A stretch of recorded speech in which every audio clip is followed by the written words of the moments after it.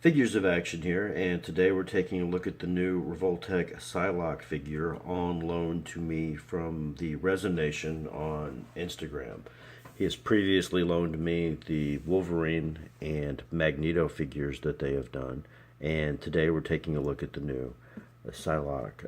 My buddy had this imported from Japan, and I've had it for about a week now to mess around with it and get a look at it.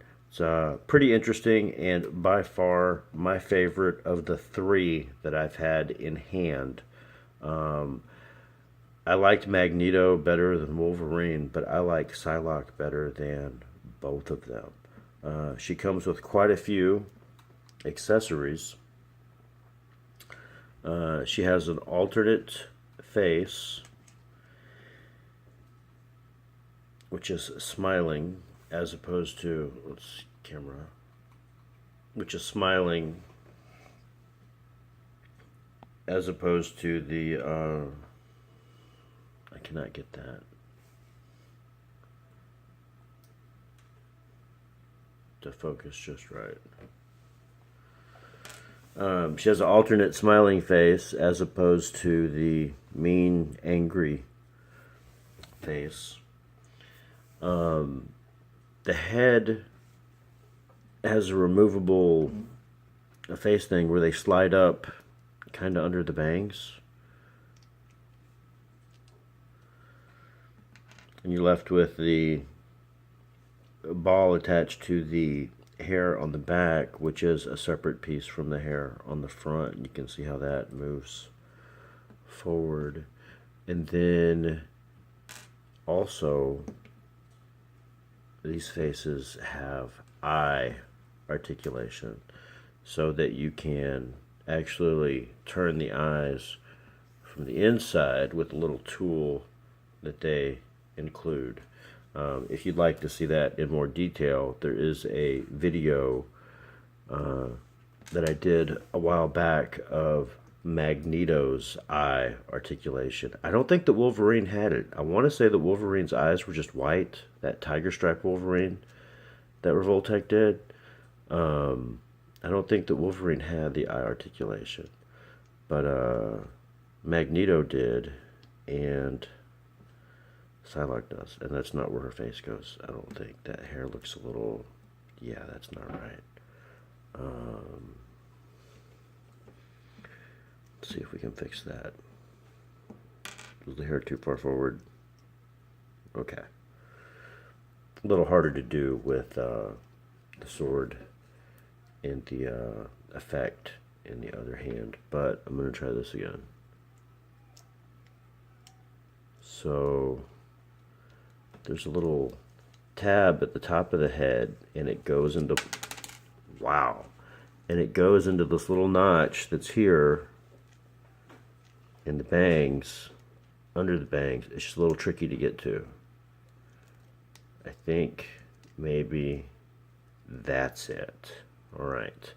And then the front piece of her hair goes with the head, and then the back piece is, actually there's three pieces. So this piece I do not believe moves, and then this one moves independent of the head, of the rest of the head, and then this piece also pivots forward and back. Amazing amount of articulation. I don't even know how many points of articulation that is in just the head. That's amazing. She comes with 5 different swords. She has 2 of the translucent purplish pink ones. She has 2 of the silver colored swords, and then she has one that is in the scabbard and it doesn't come out. Speaking of scabbards, she has an articulation point for the scabbard along with the sash. So, and it's difficult to see under the hair.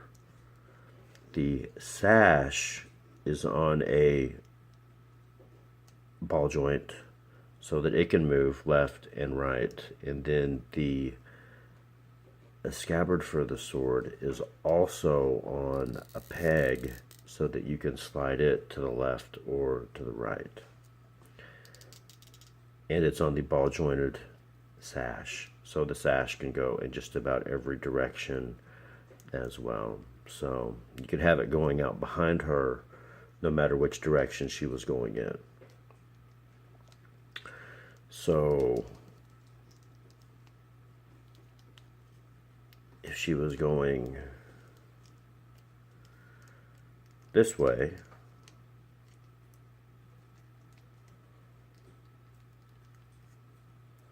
you could have it flying out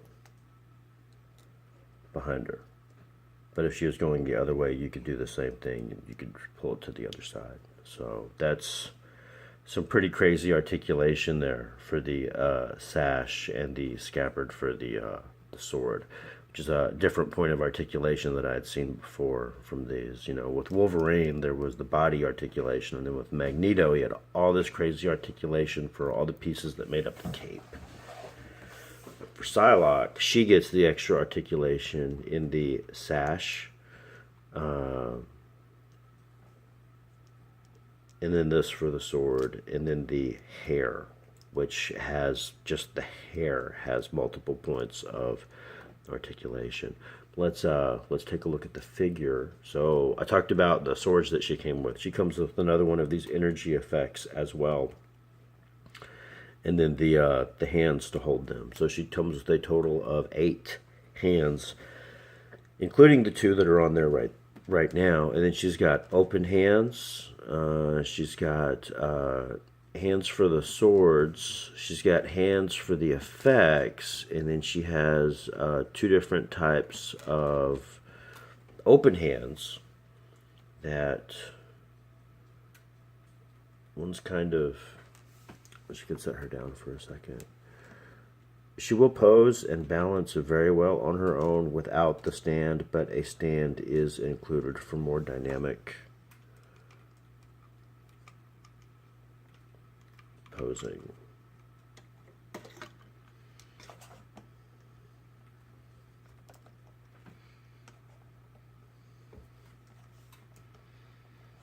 Which is a lot of stuff in the package. I wanted to show her these other hands. These open hands. And there's 2 different types of the open ones.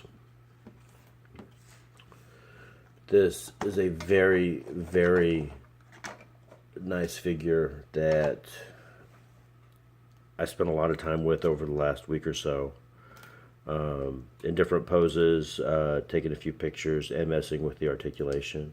As I've said, I do like this better than the Magneto or Wolverine figures. This is my favorite Revoltech of the 3, but I've only had 3 of them in hand. There's only 3 Revoltech figures that I've ever even handled. Are 3 of the Marvel ones, and Psylocke is by far my favorite. I think that they did a better job of making the joints a little smaller, the Revoltech joints, so they're not as... They don't stick out as much in some poses as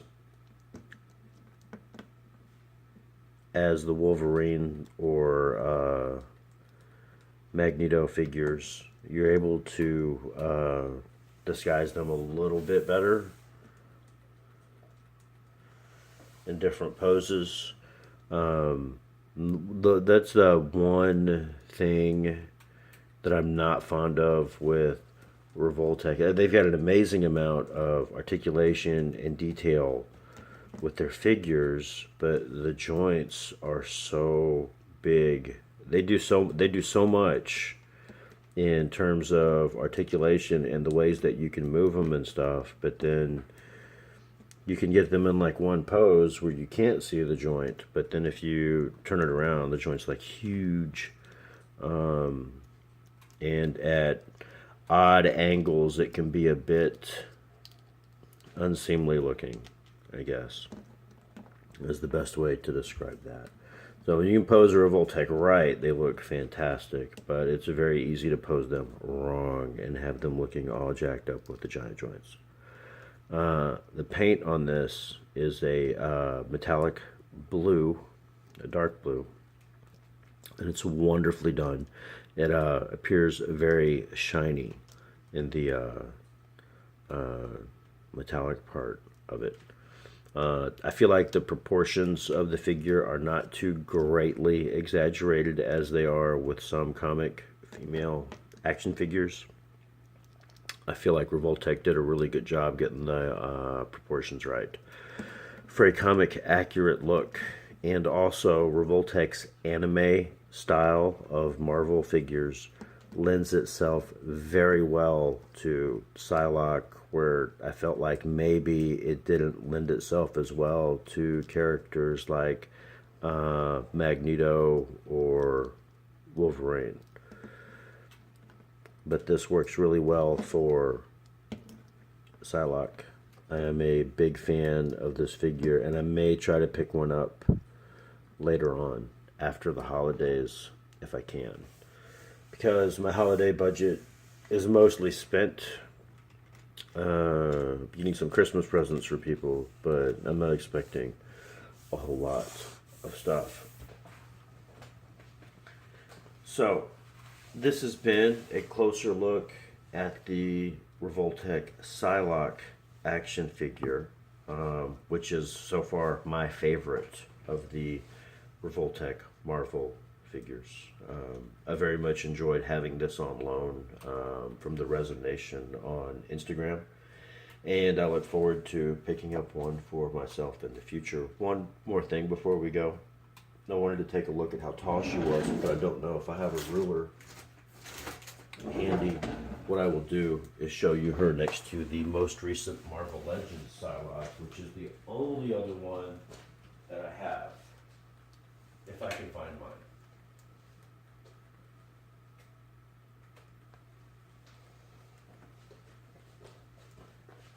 This is my old favorite Psylocke, because I never had the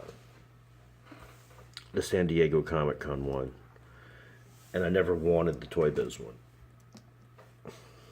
So the Revoltech one's a little smaller, but it is very fantastic. Can't really recommend it enough. If you see one, I would definitely recommend picking this up if you're a fan of either Psylocke or Revoltech. This is a good one to get. Do you have anything that you wanted to add while you silently play the Switch? Subscribe, like, and comment below. You sound so excited. Is that how excited I sounded talking about the figure? Yeah. All right, fantastic. All right, thanks a lot.